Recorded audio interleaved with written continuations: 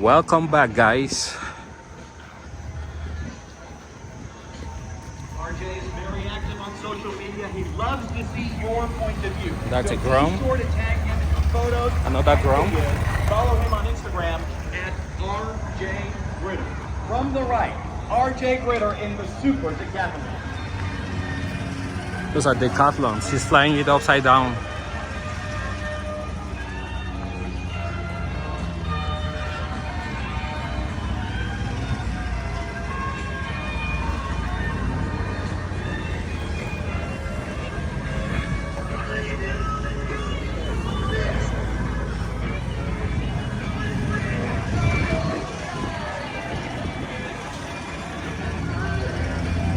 Special thanks to Garmin Aviation, proud sponsor of RJ Gritter Air Shows. From the Garmin flight path to the Spano Media, Garmin guides RJ to the sky.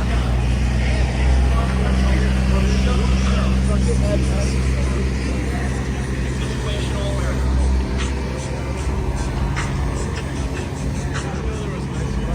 Scared. I went to a porta potty. That's why I was sweating. It was like a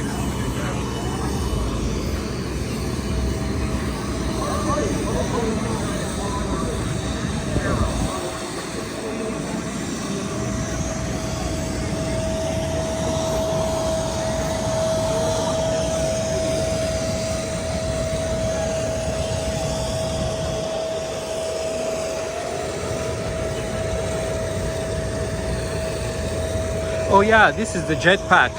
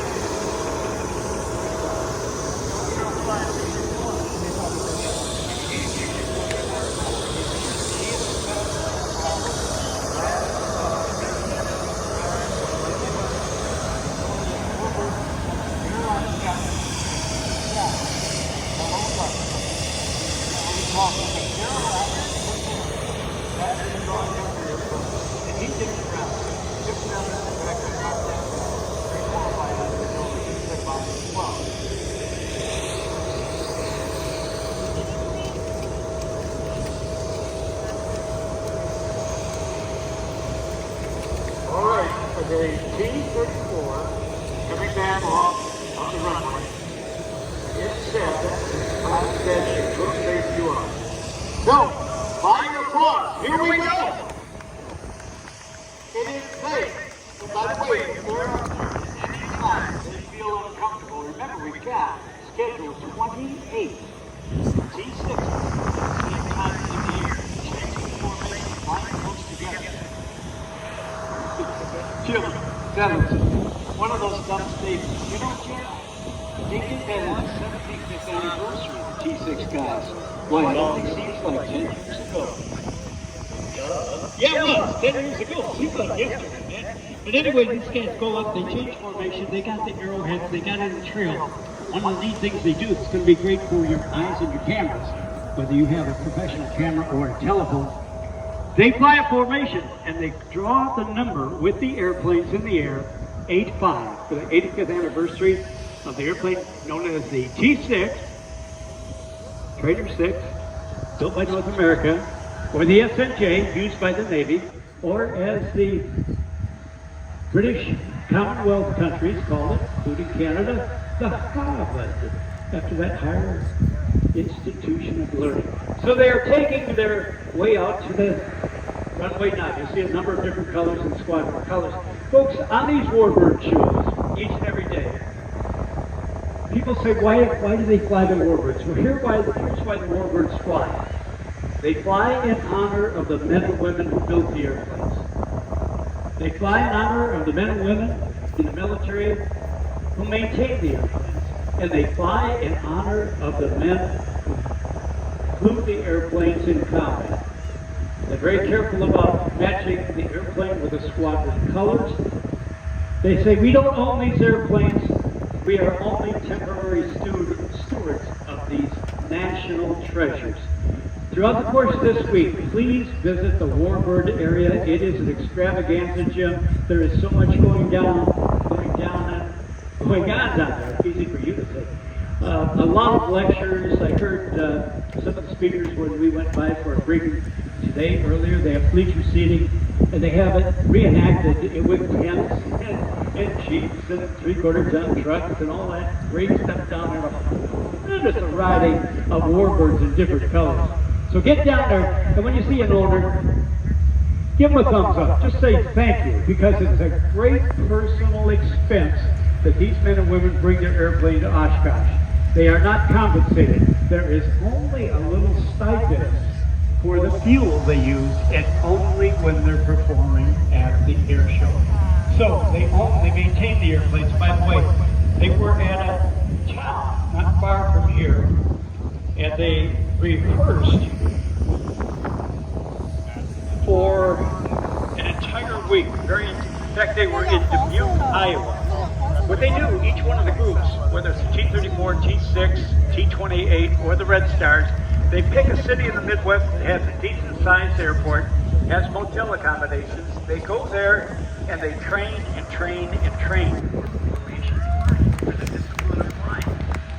And at the same time, they're ambassadors to aviation, ambassadors to EAA, because during the course of that week, they'll have a come to the airport day, and they'll invite everybody in the city to come out on an open house, go out on the ramp, bring the kids, bring the grandkids, take some pictures, meet the flight crews. So see, they are promoting aviation. They are telling the story about the greatest generation, about World War II, about the pilots who flew the airplane, the kids who went into harm's way. They're talking about Rosie the Dreamer. 6 million females went into the workforce for the first time. They were called Rosie the Dreamer. That was based on a real person. Her name was Rose Will Monroe. A widow, 2 children from Kentucky. She left Kentucky, went up to work for Henry Ford's factory, and famed Little Rock Airport. Yeah, I think so.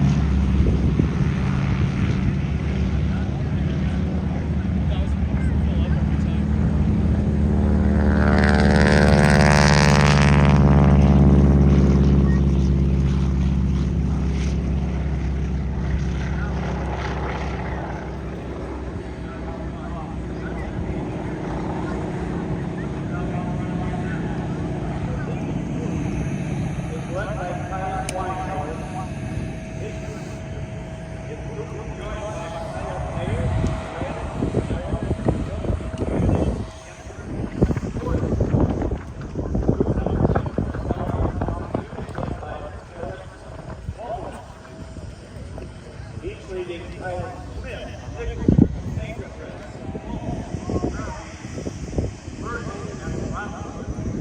Element number 3 is led by Tyler Lovell. He is leading Tyler Steele, William, Miles, and Checky. Finally, group number 4, leader is Tyler Arnold. He is leading Tyler Bailey, Hedgerow, Sampson, Fisher, and Harris. Now, what you did, they have a backup flight group of 3 T-6 with pilots ready to go in case one of them had a bad magneto check or something like that. Responsibility would be to go back to the next area.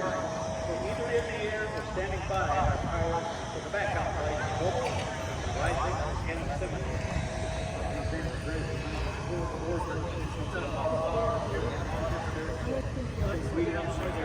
Yeah, more military bases.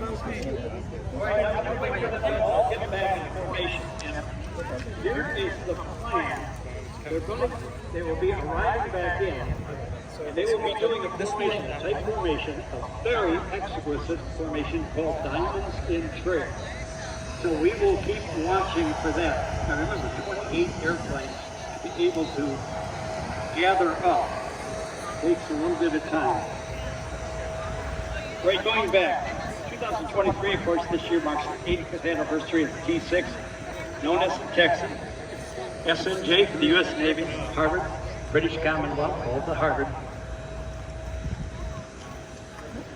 It was a North American aircraft, and something we learned in World War I, where the dogfight attrition was astronomical.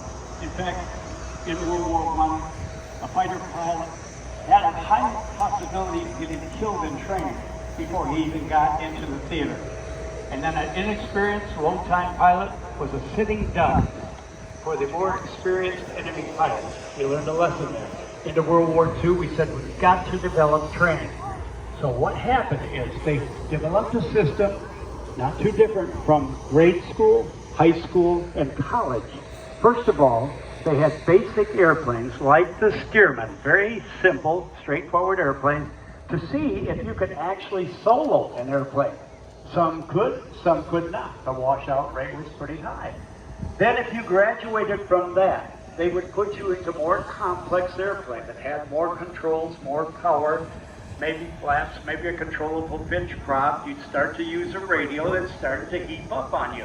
Then if you passed high school, or the basic trainers, from primary to basic, then you went to an airplane like this one, the T-6. That was college. Now, it has been said by T-6 pilots, and by pilots who played by Mustangs and Corsairs and P-40s and P-47s and P-39s, if you can master the T-6, if you get good at a T-6, the rest of those airplanes will be easy for you. Because the T-6 is a teacher, it's a taskmaster, but if you get all of these nuances of a T-6, you have a good instructor and a good airplane, and you pay attention, you read your books, you do your study, you watch your films, and you get some good duel, you'll be ready for a P-51 or any of those other fighters that we talked about. That's the beauty of that aircraft. Or flew less well than I did. All right, we'll make a cut right here That's right. Okay, and then Jim return. Santos brings up